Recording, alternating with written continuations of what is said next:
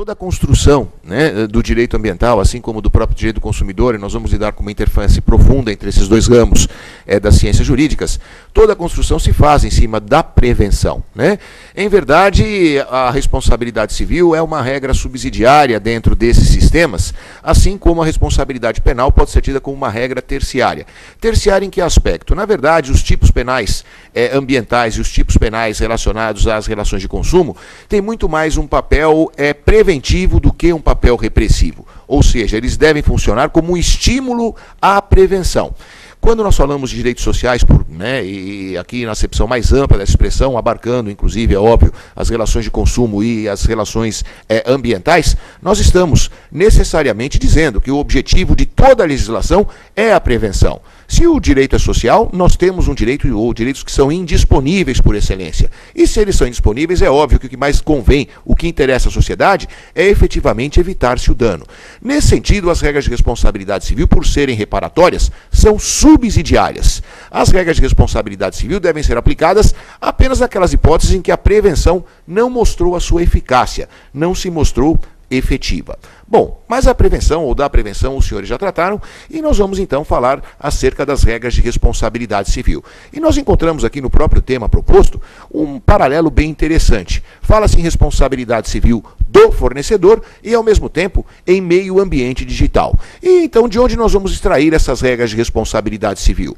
Quando nós falamos de fornecedor, o conceito jurídico de fornecedor está no artigo 3º do Código de Defesa do Consumidor. E o artigo 3º do CDC vai dizer que fornecedor é qualquer pessoa que habitualmente comercialize, produza, importe, exporte, etc., produtos ou serviços. Ao mesmo tempo, quando eu falo em meio ambiente digital, eu já estou me deslocando para um outro tipo de legislação. São legislações próximas, correlatas? Sim, mas são legislações diferenciadas na medida em que uma vai tratar da relação de consumo e outra das questões ambientais propriamente ditas. Agora, pese essa circunstância, essa aparente bifurcação de regras de responsabilidade civil, há um dado preliminar importante a ser citado. E esse dado preliminar importante é o seguinte: a estrutura de responsabilidade civil do Código de Defesa do Consumidor é uma estrutura decorrente da Lei Federal 6938/81, da Lei Federal, portanto, da Política Nacional do Meio Ambiente, né, da qual há pouco se estava tratando. É decorrente, em específico, do artigo 14, parágrafo 1º da Lei 6938, que foi pioneira, né, ao prever, já lá nos idos de 81, a responsabilidade civil em matéria ambiental. Quando se formou uma comissão de juristas para a elaboração do anteprojeto do Código de Defesa do Consumidor, isso em 1989, a fonte de inspiração da responsabilidade civil veio justamente do artigo 14, parágrafo 1º da Lei 6938. Assim, pese nós estejamos, num primeiro momento, falando na incidência de dois textos legislativos, em verdade, a gênese, a essência de ambos é exatamente a mesma. E que vem, né, tem seu nascedouro lá, no artigo 14, parágrafo 1º da Lei 6938/81. Bom, fala-se aqui, né, pelo tema proposto, em responsabilidade civil dos fornecedores e em responsabilidade civil do poder público em face do meio ambiente digital. A delimitação do que seja meio ambiente digital seguramente já foi trazida aos senhores em palestras anteriores. Mas há um dado aqui importante. E esse dado vem do conceito de meio ambiente que se encontra no artigo 3º, inciso 1º da Lei 6938/81. E o artigo 3º, inciso 1º da Lei 6938 traz ali um conceito de meio ambiente que é inesgotável quanto ao seu alcance. Diz o dispositivo que considera-se meio ambiente, né, o conjunto de meios, influências, interações de ordem física, química e biológica que permitem, abrigam e regem a vida em todas as suas formas. Ou seja, toda e qualquer coisa que tenha interface ou que tenha algum tipo de ligação com qualquer espécime viva, e aqui eu não me refiro apenas à espécie humana, mas a qualquer ser vivo, integra esse conceito de meio ambiente. E é óbvio que o meio ambiente digital, os nossos sistemas de informática, são ou integram esse conceito amplo de meio ambiente. Bom, Partindo-se dessa premissa, o meio ambiente digital está inserido num conceito que é bastante amplo e que consta do artigo 3º, inciso 1º da Lei 6938/81, fica claro que nós vamos nos afastar, em termos de responsabilidade civil, do sistema da culpa aquiliana. Nós vamos nos afastar aqui do sistema de responsabilidade civil tal como concebido pelo nosso Código Comum, pela nossa lei geral, pelo nosso Código Civil. E nós vamos ingressar no espectro de atuação do artigo 14, parágrafo 1º, da Lei 6938/81. E o que diz o artigo 14, parágrafo 1º da Lei 6938? Ele vai dizer que a responsabilidade civil ambiental é uma responsabilidade civil objetiva. Vai dizer o 14, parágrafo 1º da 6938, que o poluidor, pessoa física ou jurídica, responde, independentemente da existência de culpa, pelos danos causados ao meio ambiente e a terceiros afetados por sua atividade. Essa é a regra geral, uma regra de responsabilidade objetiva. Porém, historicamente, esse artigo 14, parágrafo 1º da Lei 6938, sempre mereceu uma leitura mais ampla. E sempre mereceu uma leitura mais ampla, tendo em vista, especificamente, a condição de direito humano fundamental do tal do meio ambiente ecologicamente equilibrado. Se eu tenho ali uma regra de responsabilidade civil fadada a tutelar um direito fundamental e um direito fundamental social por excelência, eu tenho que ter nessa regra de responsabilidade civil a máxima efetividade. E o que significa conferir-se a uma regra de responsabilidade civil máxima efetividade? Significa ir-se além de uma regra de responsabilidade objetiva que nós podemos aqui chamar de comum. Como é comum, por exemplo, a responsabilidade objetiva do Estado, nos termos do artigo 37, parágrafo 6º da Constituição Federal. Nesse sentido, a doutrina evoluiu no sentido de reconhecer que a Lei 6938 não instituiu uma mera responsabilidade objetiva, mas que ela instituiu, em verdade, uma regra de responsabilidade pautada numa teoria que é a teoria do risco, que no caso do direito ambiental recebe aí uma grife terminológica. Fala-se em responsabilidade civil pelo risco da atividade. Pois bem, a partir do momento em que eu parto dessa premissa, de que a responsabilidade não é uma responsabilidade objetiva qualquer, e sim pautada na teoria do risco, denominado aqui da atividade, eu tenho desdobramentos lógicos importantíssimos. O primeiro desses desdobramentos, da teoria do risco, ou por conta da teoria do risco, eu afasto da abrangência da relação de excludentes de responsabilidade civil aquelas excludentes de natureza genérica.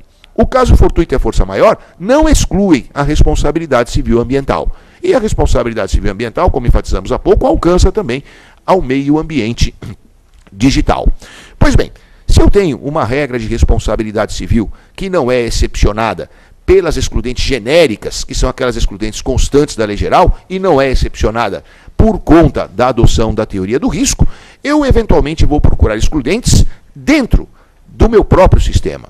E dentro da legislação ambiental não há nenhuma hipótese específica de exclusão de responsabilidade civil. Aliás, esse é o principal dado aqui diferenciador entre a estrutura de responsabilidade civil no CDC e a estrutura de responsabilidade civil na legislação ambiental. No Código de Defesa do Consumidor, há uma séria discussão doutrinário-jurisprudencial acerca da adoção ou não da teoria do risco. A doutrina dominante entende que no sistema do direito do consumidor vigora também a teoria do risco, mesmo em face de suas origens, já que aquela estrutura de responsabilidade civil teve como causa, citamos há pouco, a estrutura do direito ambiental, o artigo 14, parágrafo 1º da Lei 6938/81. Só que no direito do consumidor, adota-se aí uma outra grife terminológica. Enquanto no direito ambiental fala-se em risco da atividade, no direito do consumidor fala-se em risco do negócio. Mas, de qualquer forma, estamos lidando com a teoria do risco, que é um risco integral. Pois bem, no sistema do direito do consumidor, nós vamos encontrar aqui uma divergência profunda entre a doutrina e a jurisprudência dominantes. Por quê? Porque a doutrina dominante sustenta que o Código de Defesa do Consumidor adotou a teoria do risco. Já a jurisprudência dominante, inclusive na esfera do Superior Tribunal de Justiça, sustenta que, em verdade, o sistema de responsabilidade civil no CDC é o de uma responsabilidade objetiva comum e não pautada na teoria do risco. Como eu vou saber qual a teoria doutrinária adotada ali pelo tribunal? Pela circunstância dele ter ou não reconhecido, eventualmente, excludentes genéricas. Ou seja, se o tribunal aplica a relação de consumo excludentes de caso fortuito ou força maior, ele está negando ali a incidência da teoria do risco. Em contrapartida, se ele afasta essas excludentes, ele está aplicando a teoria. É, portanto, por esse princípio que eu vou ver qual é a teoria ou qual é a tendência daquele órgão jurisdicional. Mas no sistema do direito do consumidor há esse descompasso. Agora, por que eu estou fazendo o paralelo? Pelo seguinte, ainda que eu adote, como pessoalmente adoto, a teoria de que o CDC adota o risco, eu vou ter aqui a não incidência de excludentes genéricas. Porém, o próprio Código de Defesa do Consumidor traz excludentes específicas de responsabilidade civil. Ele vai trazer excludentes específicas no parágrafo 3º de seu artigo 12, quanto a produtos, e no parágrafo 3º de seu artigo 14, quanto a serviços.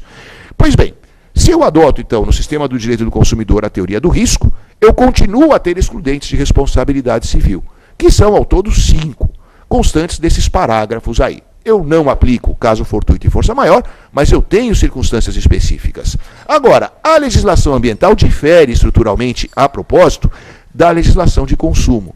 E difere pelo seguinte: eu tenho a adoção da teoria do risco. E aqui, fazendo um parênteses, no sistema do direito ambiental, essa questão não comporta aquele dissenso entre doutrina e jurisprudência. Em matéria de responsabilidade civil ambiental, tanto a doutrina quanto a jurisprudência amplamente dominantes entendem que a responsabilidade é por risco. A divisão se dá no consequente direito do consumidor, porém não no antecedente. Ali há entendimento maciço, tanto da jurisprudência quanto da doutrina, de que a responsabilidade civil é pautada na teoria do risco. Mas há um dado interessante. Ao contrário do que faz o CDC, a legislação ambiental não tem excludentes específicas de responsabilidade civil.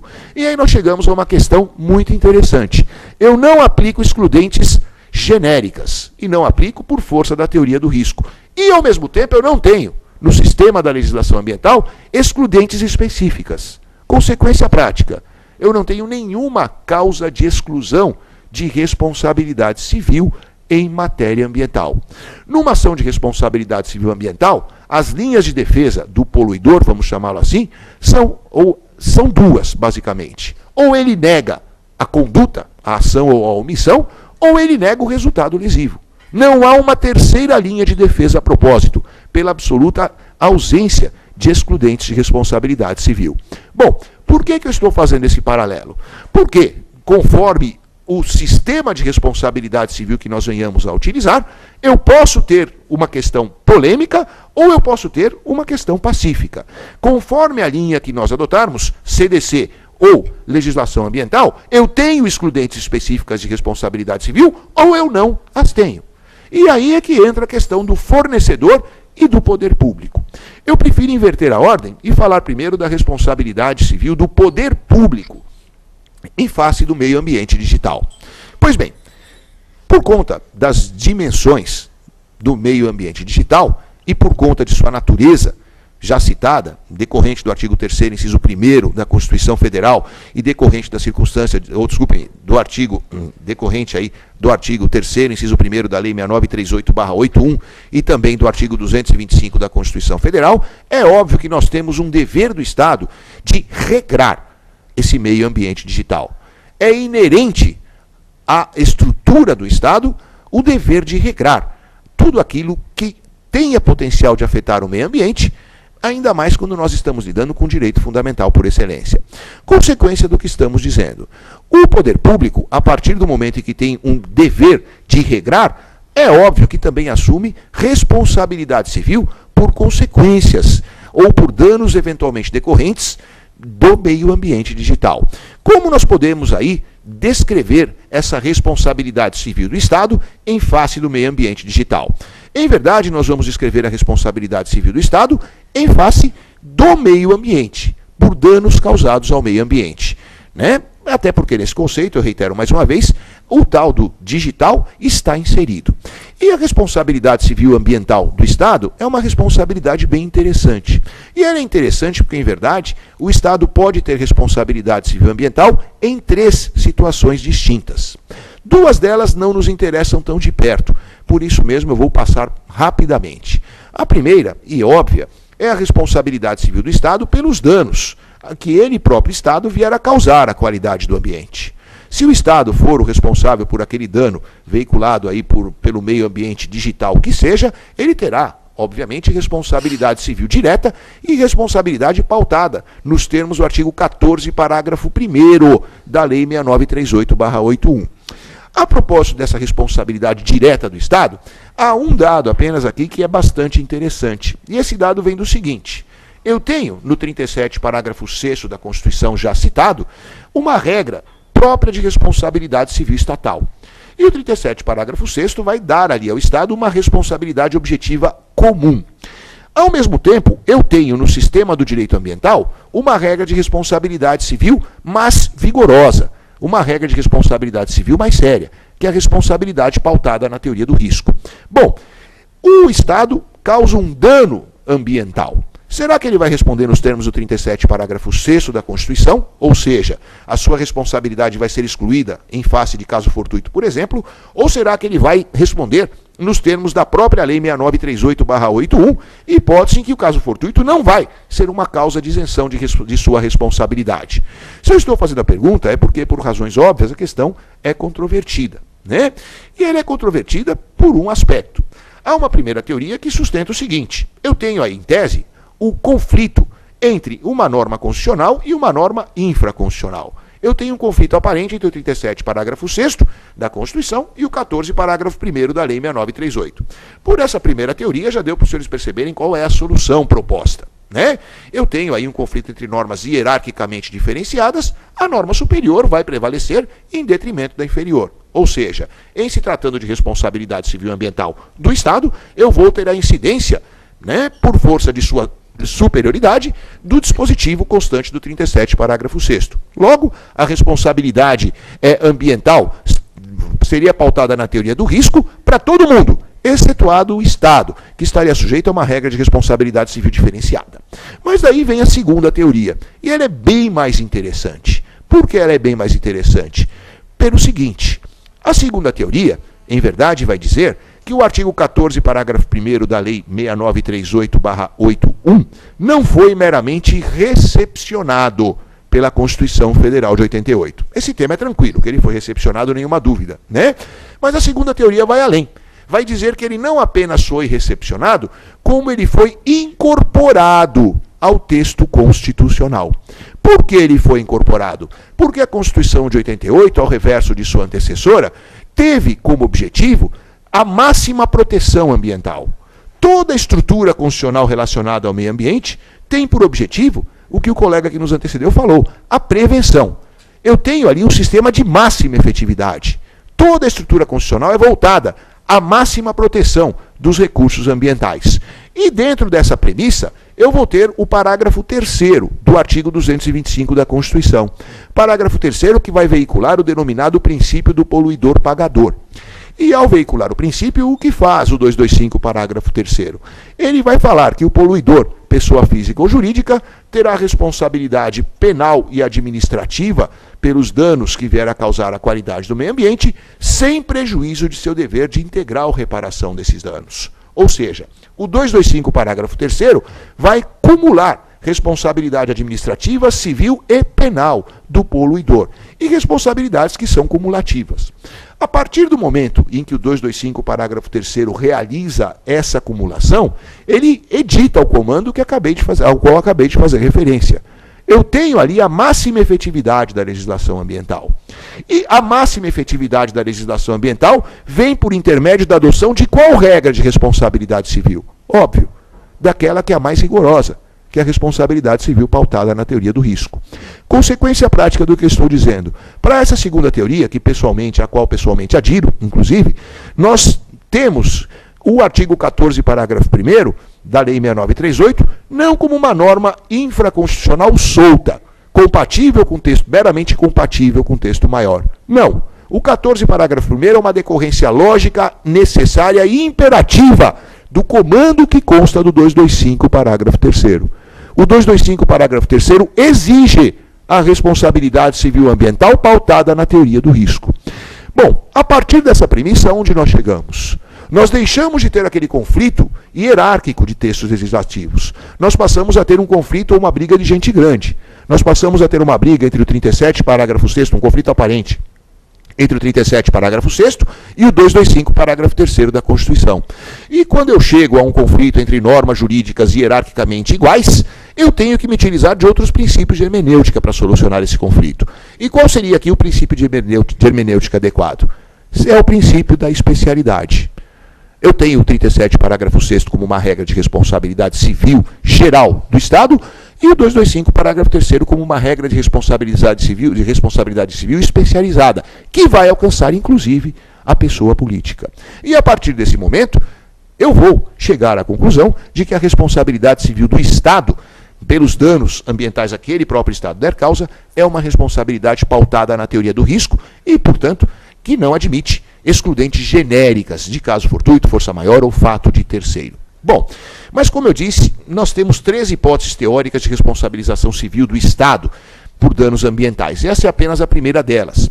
A segunda delas, que eu vou apenas citar, não há nenhum reflexo importante em relação à nossa conversa, vai dizer respeito à responsabilidade civil do Estado pela concessão irregular de licenças ambientais. Se o Estado indevidamente concede licenças ambientais, ele vai ter responsabilidade civil ambiental solidária àquele que recebeu irregularmente a licença e que a exerceu. Mas a hipótese que mais nos interessa a propósito aqui, em virtude de que, quanto ao meio ambiente digital, o papel do Estado é, acima de tudo, regulador, é a terceira situação. E qual é a terceira situação? A terceira situação consiste na responsabilização civil do Estado, caso a pessoa política deixe de fiscalizar adequadamente o exercício da atividade.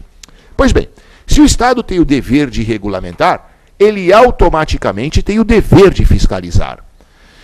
Se ele tem automaticamente o dever de fiscalizar, é óbvio, ele tem uma obrigação em relação ao controle do meio ambiente digital. Se ele não exerce devidamente esse controle, ele passa a ter responsabilidade civil pelos danos decorrentes de práticas veiculados pelos meios midiáticos. Não, midiático é muito genérico, né? Pelos meios digitais. Bom, ótimo. Agora, o que acontece aqui com essa forma de responsabilidade? É óbvio que eu não tenho como responsabilizar o Estado por toda e qualquer questão, né, ou lesão que decorra do meio ambiente digital. Assim como essa terceira forma de responsabilidade civil do Estado é uma forma peculiar. E é peculiar por quê? Porque nós dissemos que o Estado terá responsabilidade civil nessa hipótese, caso ele se omita no seu dever de fiscalizar o exercício da atividade. Pois bem, quando eu falo em omissão, eu estou me referindo a um elemento subjetivo. Eu estou me referindo à culpa. E, nesse sentido, a propósito do tema específico, a responsabilidade civil do Estado vai fugir daquela regra geral de responsabilidade civil ambiental. Se ele tem o papel meramente de regulador, a sua responsabilidade civil a propósito será subjetiva, porque ela dependerá da aferição de culpa decorrente da omissão do Estado de exercer a atividade fiscalizatória. Por quê? Eu parto da premissa que a responsabilidade do Estado, a propósito, é subjetiva. Por um motivo simples.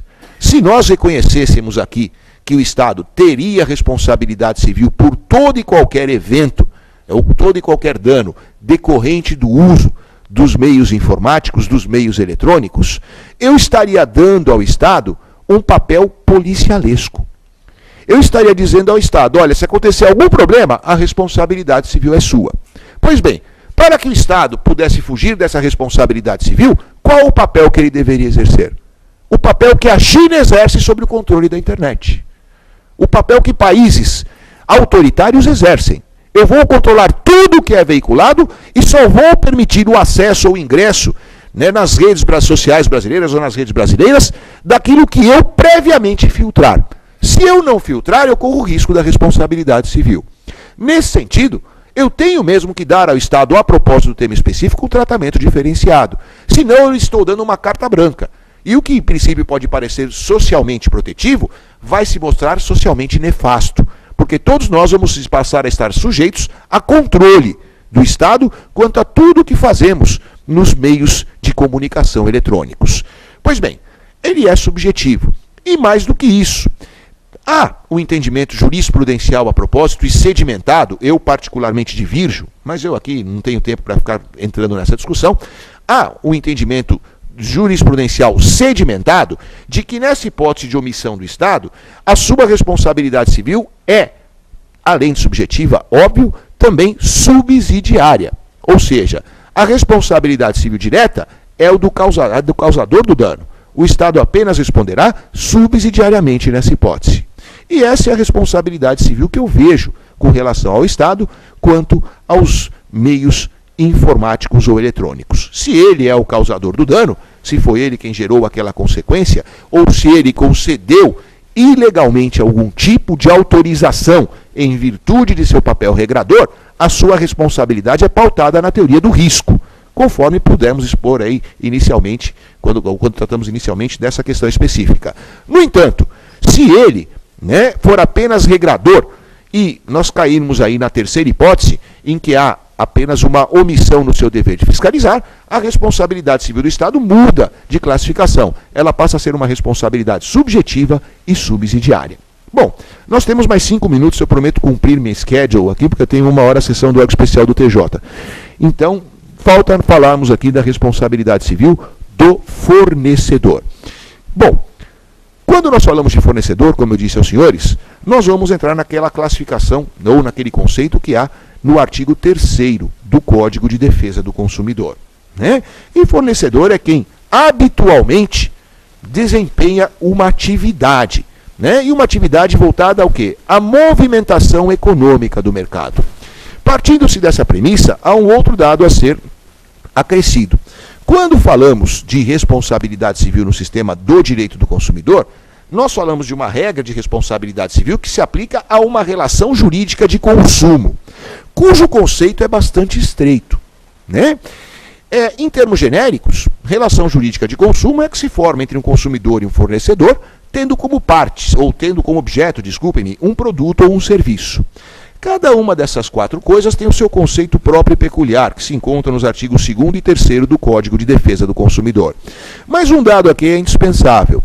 Eu só vou falar em relação de consumo se houver uma movimentação econômica do mercado. Ou seja, não existe relação de consumo a título gracioso ou gratuito.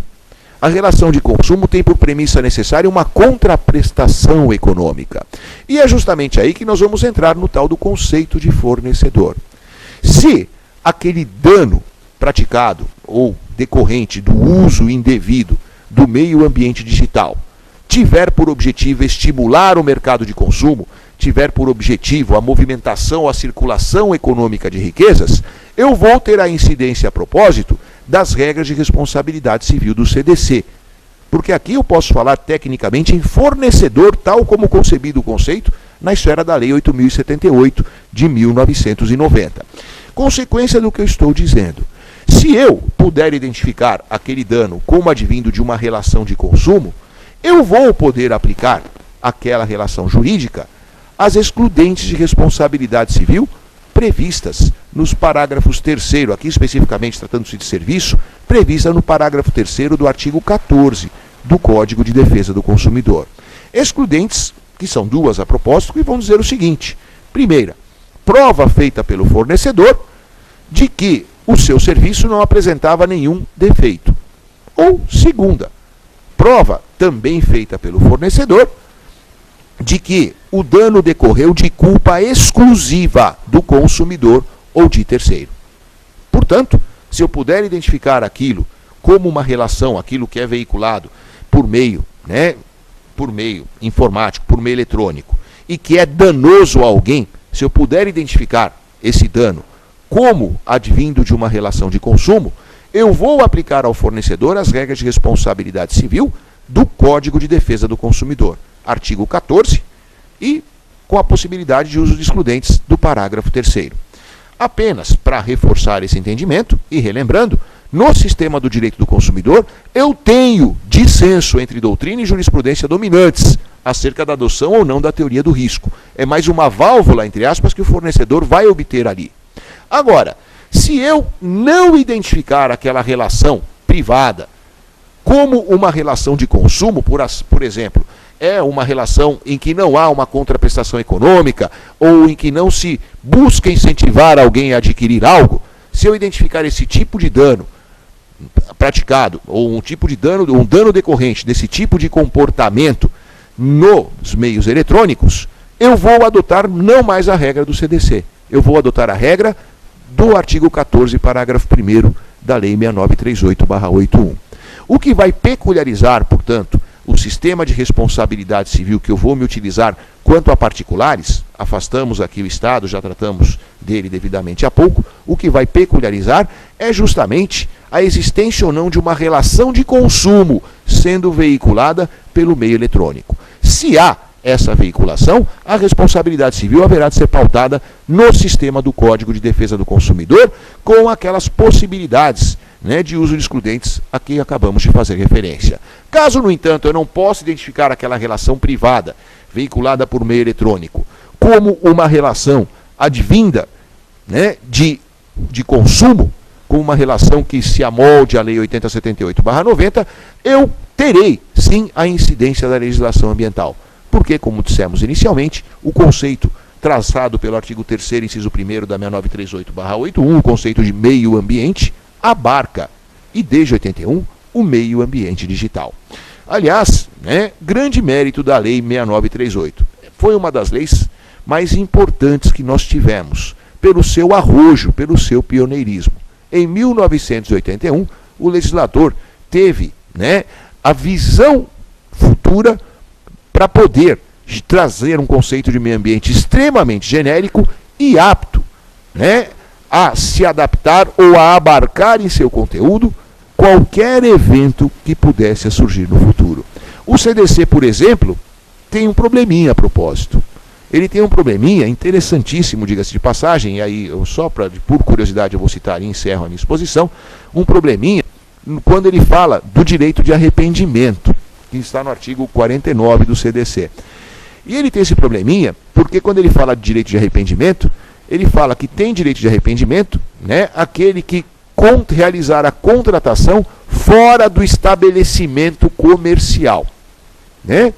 E aí vem aquela discussão, o que é estabelecimento comercial? Bom, quando o CDC foi editado, em 1990, o conceito de estabelecimento comercial era um daqueles conceitos jurídicos centenários, né, que vinha lá do Código Comercial. Que era aquele negócio, estabelecimento comercial é o espaço físico em que o comerciante desempenha a sua atividade, né? Daí veio o comércio eletrônico e revolucionou o conceito. Hoje o conceito de estabelecimento comercial é radicalmente diferenciado. Hoje se entende que estabelecimento comercial é o complexo de bens e valores de propriedade do comerciante, seja esses bens corpóreos ou incorpóreos. E ao falar de bens incorpóreos, eu estou me referindo a lojas virtuais, que são, ou que constituem esse conceito moderno de estabelecimento comercial, né? Mas aí vem a discussão. À época em que o CDC foi editado, a acepção de estabelecimento comercial era loja física. Será que eu posso abarcar as lojas virtuais a esse conceito? O legislador do CDC não pensou nisso, mas a doutrina e a jurisprudência acabaram, né? Hoje o tema é quase que pacífico, acabaram entendendo que a acepção de estabelecimento comercial também evoluiu, e evoluiu ao largo do conceito. Logo, as contratações, compras feitas em estabelecimentos comerciais também passam a estar sujeitos aí ao direito de arrependimento.